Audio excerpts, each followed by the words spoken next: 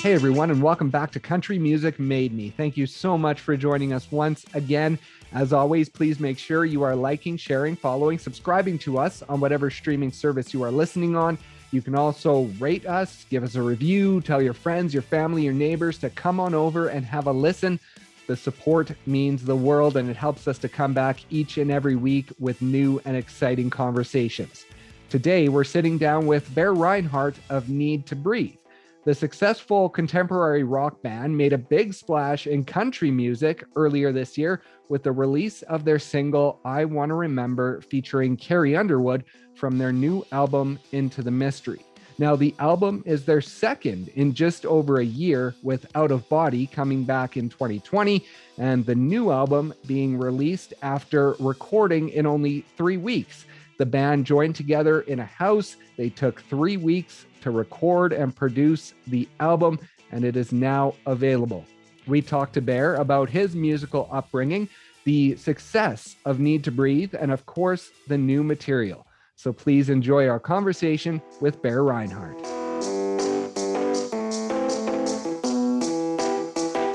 We have to go back to Possum Kingdom, a small town of, I believe, 50 people with sort of one street, one general store, growing up in church camp with your parents. Talk about that experience and what that meant for you back in those days, because I know singing in church was sort of your first inspiration with music. So back then, was it an inspiration that really caught on? And from that early age, you knew you wanted to do it as something more than just in church?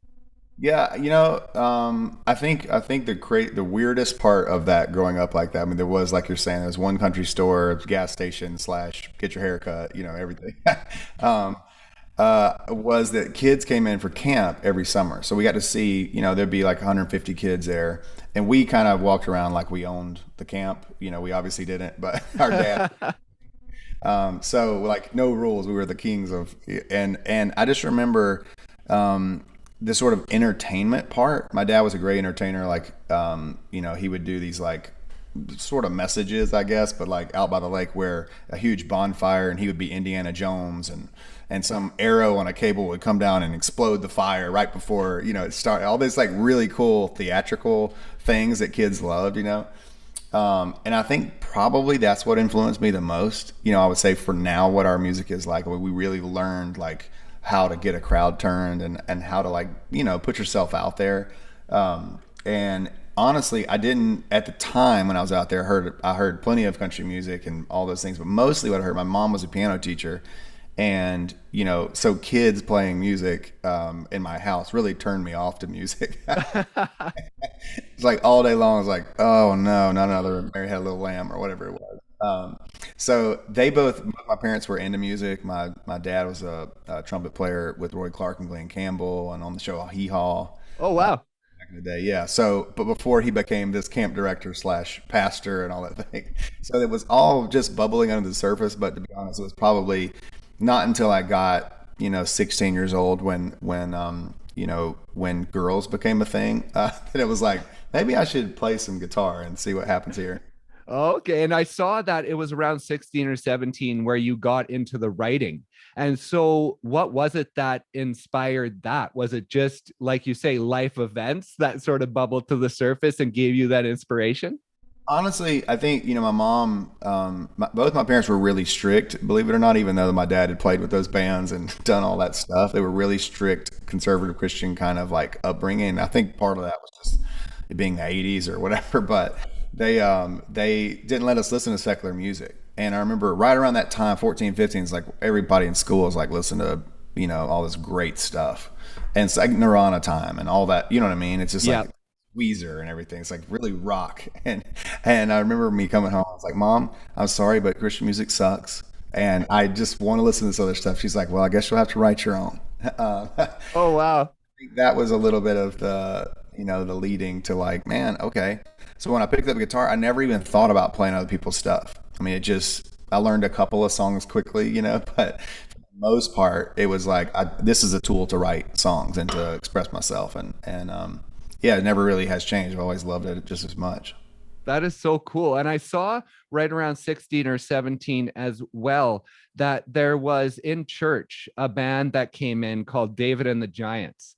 Yeah. And you had talked about how the singer had kind of told you that you had something. And that was the first time where someone actually sort of embraced maybe the talent that you had. And so I was going to ask you along your journey, those little moments that maybe don't seem so big at the time, are those seeds planted throughout your career that when you look back now, you realize the sort of connect the dots that they've made to the point where you are at now? There's no question.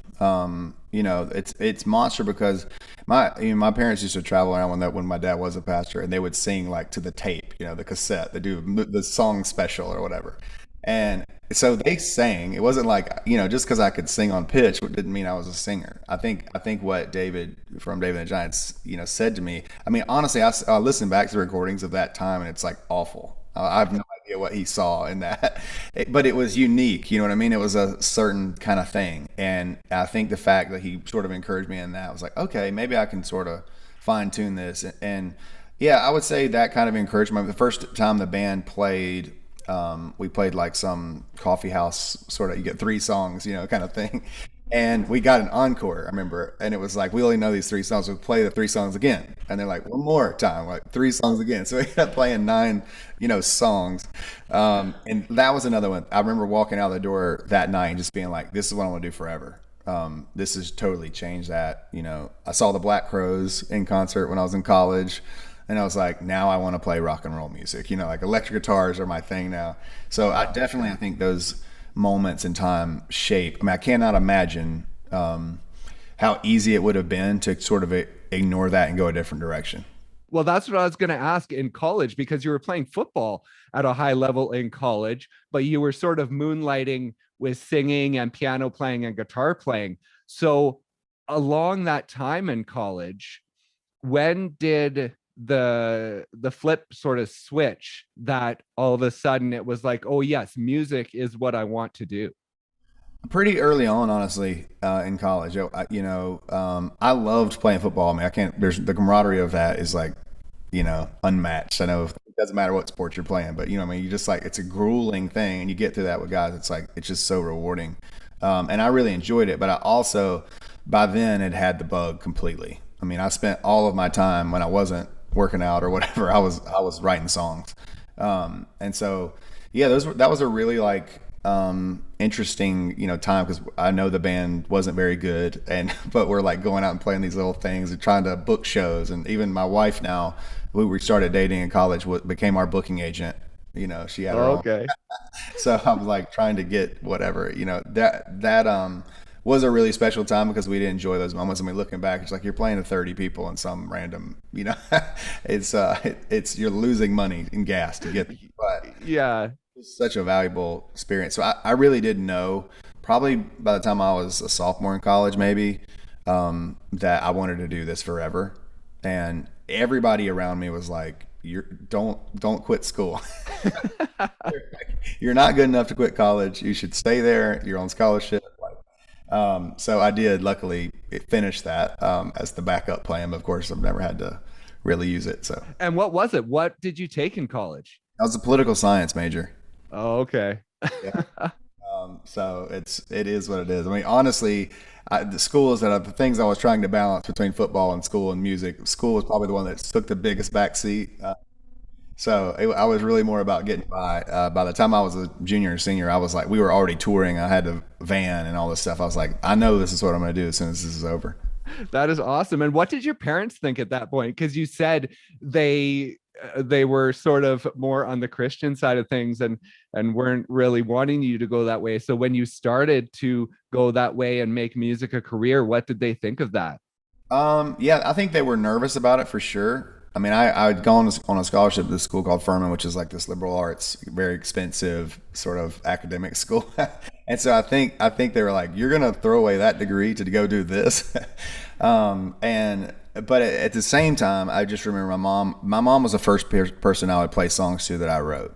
I was always like trying to get her approval on that turn, and not even just approval, just her encouragement. And kind of like she was great with pitch and all that. She was just really.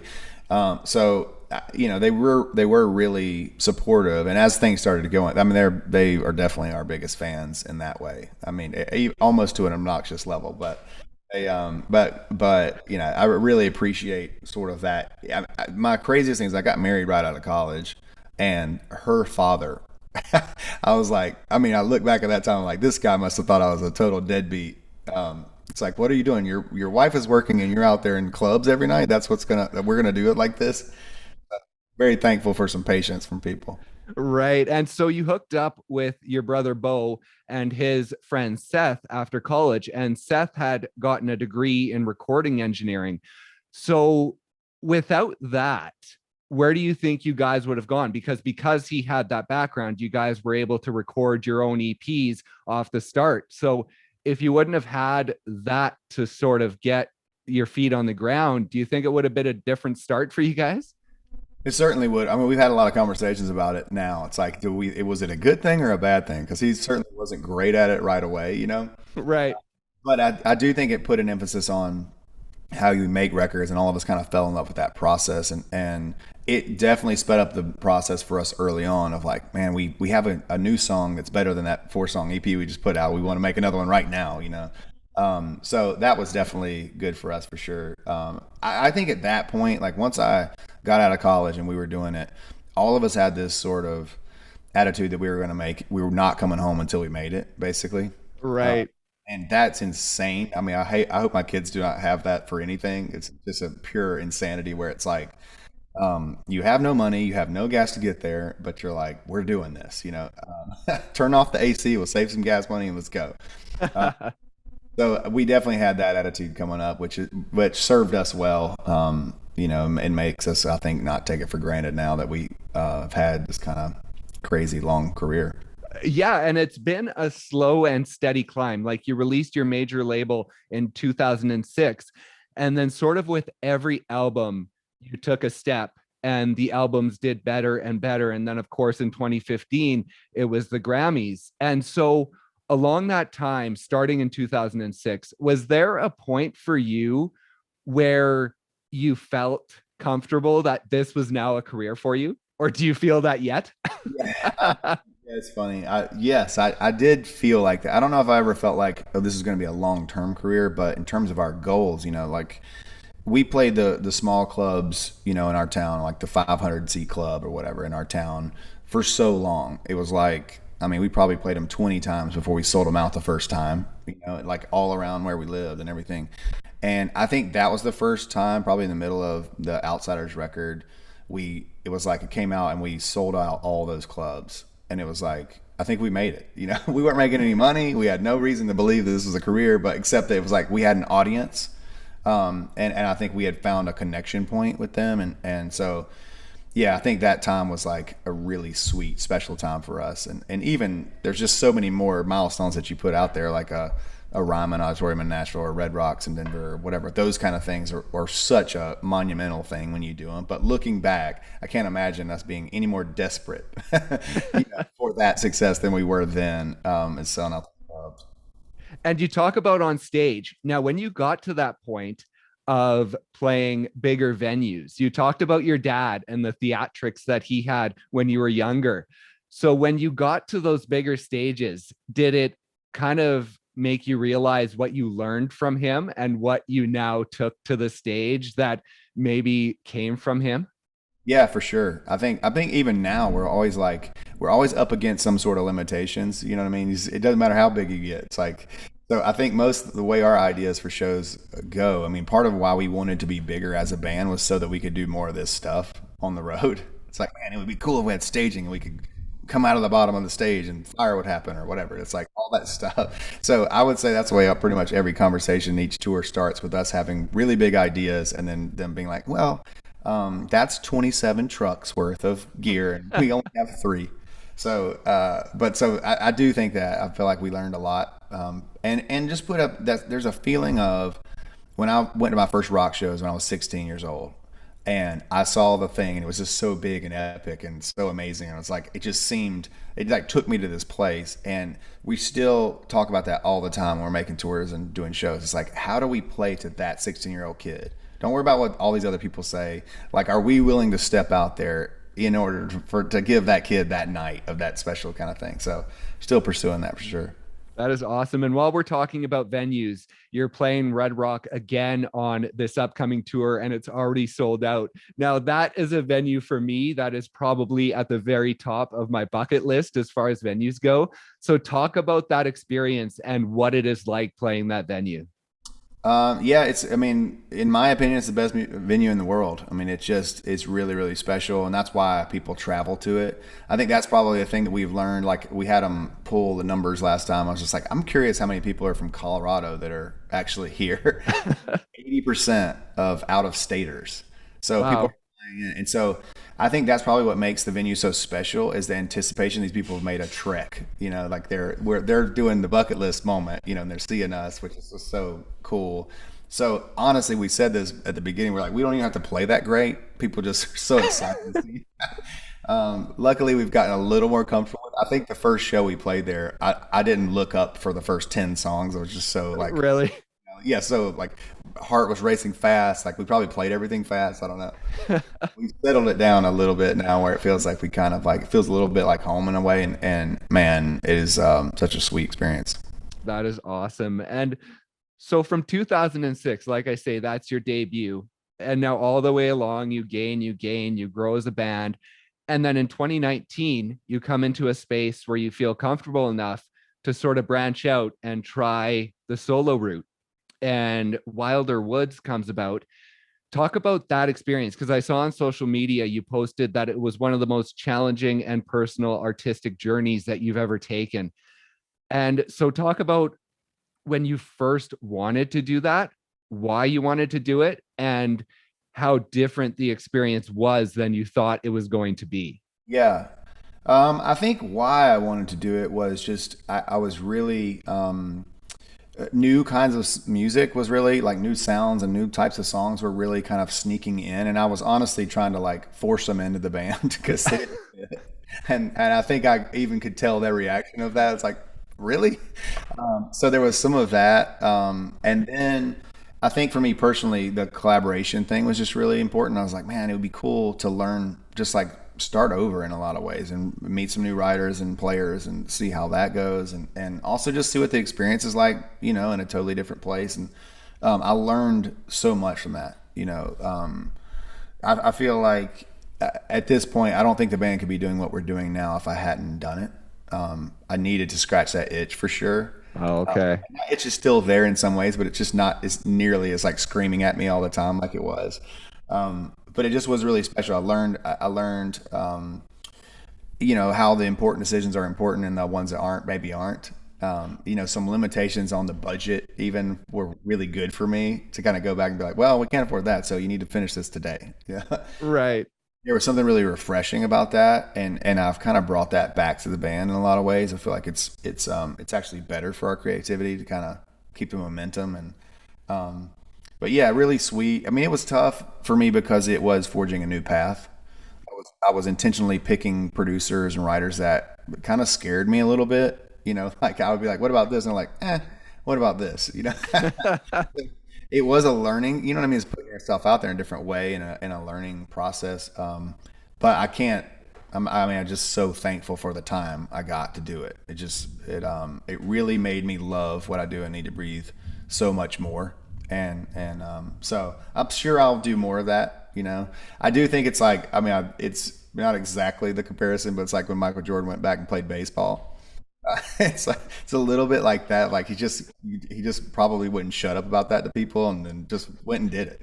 Right. Yeah. There's an element of that for me that was really good, and it kind of like you don't want to go to your grave with those kind of desires and wishes, and looking back, like, man, I wish I would have if I just had taken time to whatever. So really thankful. And you released the work tapes recently that you did those completely on your own, right? Yeah, a lot of the pandemic for me was I was writing here, but I didn't really love the Zoom write thing. People were doing some of that, and so it was like I want to write these songs and get them done, but I don't have anybody that can come over here right now. So it's like if nobody's gonna hear them if I don't do the demos. So I really, Into the Mystery of the Record was really based on me sort of experimenting in the studio. I had no idea that it was going to be a record, which now I look back on, I'm so thankful for. I didn't have, there was just no end to it. Right. So it felt very much like, well, I'm just doing this for me and fun. This is kind of a cool sound. Let me chase that. And so fortunate that it turned into something real. But yeah, that was that. And so the work tapes were like that too. It's just like, man, I don't have time to go in there and make a full record with Wilder Woods right now because the band has released 2 records in a year. It's just, but I do have songs I want to get out there. So that was a big part to me, and it's really sweet to when people sort of can get over that and be like, oh, I really like this song and this sentiment, and it's a little more raw or whatever. There's something really inspiring about that as an artist. And you talk about the 2 albums that you released as a band in a year. Now you released Out of Body earlier in 2020, and like worst timing ever for a lot of albums that happened. And so when did you guys sort of come to the decision of we need to put out another body of work when things start to get back to normal? So let's start thinking about that. Yeah, it was really natural. I mean, I was writing a ton. I think I probably sent the guys 70, 75 songs that Oh, had to wow. fake. And initially, I talked the label into letting us do it as a continuation of Out of Body, which I think was a safer feeling for them. It's like, Right. this is going to be called Out of Mind, and that really was the like idea going into it. And it's going to have guests on every song, and we're going to film it and make episodes out of it, and all this. Like that's kind of how I got the budget approved, and then when we got in there, we were in there for 2 days, and I was like, whoa, this feels like maybe it's a real record, and maybe we don't need all those guests, and maybe, so, yeah, I don't know. It just happened naturally. So it feels so great that, we didn't have this big vision for it at the beginning of this is what it's going to be. It turned into that, and I'm really thankful for that. This record, more than anyone, feels like just a blessing to me in the sense of like, I just was following down some path with there was no need to get off or need no deadline or any of that kind of stuff. So all these like little things we put on ourselves, these goals were only our own. Most of them were like, let's just be free to let this be what it wants to be, and let's really. So it just felt very artistic for me, and really thankful that it went down that way. And so you talked about how you normally do an album in 3 years, and this one was done in 3 weeks. Now, with the Wilder Wood stuff, it was sort of the same way. You didn't really go in with a finished product in mind. It just sort of happened. The same with this album. So is that almost a freer feeling more than like an anxiety filled feeling for you doing it that way? Yeah, there's no doubt about that. I mean, I don't know if there's any way you can get rid of anxiety in music. I mean, it's probably drives you in some ways. But I do think I just felt like on the Wildwood thing, and then and even more on this most recent thing, that people can really tell your involvement in a project. It's one thing to have like, a million writers and a million producers and all, and it might be a great song for the radio. It might, but does the band really think this is great? And so I think a big part of our thing has kind of been like, you know what, we need to get some swag back in a way. And that's really how we do it. Our thing was like, let's establish what it is we like and we think is great, and not worry so much about whether the fans are gonna totally buy into it or not. And so I really think our early records were that way because we didn't have a fan base. It was kind of like, we're doing our own thing and we don't care what you think. So there's an element to that that feels like it's kind of back with the band, and it definitely is inspiring to have it be a little quicker. I don't know if we'll always make records like that, but I don't know that we'll ever go back into a studio to make a record either. It feels very much like the way we made this at a house, and so personal to us. I think is we'll probably continue for sure. And it feels like perfect timing because throughout 2020, you guys were probably separated as a band. And so coming back for 3 weeks together and having that reset, not only for yourselves as a band, but for your music, it just feels like a perfect time to do that and to come out fresh as a band. It feels like it might create more excitement in the band than if you would have just taken Out of Body and taken that out on the road this year. Yeah, I mean, I think so for sure. I mean, obviously, everybody is desperate for connection. Coming out of this thing, we're still coming out of it. It's Yeah. like, but I do think it makes you appreciate other people Hopefully it does. It has for us, and so I think, yeah, not having been on the road also played into that. We've been on the road for 20 years, really. So there's never been a time when it was like, oh, I've got 6 months off. You're telling me I'm not doing anything, and so I think when we got back together to work that way, it was just really special in that way. I think we appreciate each other more than we ever have. And we had fun. I mean, my kids always think, I'm telling them I'm going to work. They're always like, I just see you hanging out. I don't think that's work. But it really felt like we were hanging out this time and not work. You know what I mean? It felt like I couldn't choose a better vacation for myself than what we did. Right. So that's a really special thing. I mean, that doesn't come along very often. It's not always going to be that way. So we're really appreciative. And Chances is one of the songs that came about while you were living in the house. You wrote that song one morning very quickly. Talk about that song. And then was all the other material brought in beforehand, or were there other songs that were created while you were in the house as well? Most of the songs were brought in, with the exception of that one. The only difference was, I think these were probably less demoed out songs than we normally would take into a record. So the process really was, in the morning, we kind of sit in this, they had this parlor room in there with the piano. We'd kind of grab a coffee and sit in there and kind of talk through the song and then play through it acoustically and get a game plan for the day. Like, we changed arrangement. I mean, we made monumental decisions about the songs within a 10-minute period, which, could be scary, but we're like, we're along for the ride. We're just doing this. And so that was a really different way, I think, of making records. So the production on the songs changed a ton in the house. And Right. that can always happen when you go to make a record. And I think really it really made it softened the record in a lot of ways, because we wanted it to sound like the house. So there were strings and acoustics, and I don't always think house records would sound that way, but just felt like the thing for this one.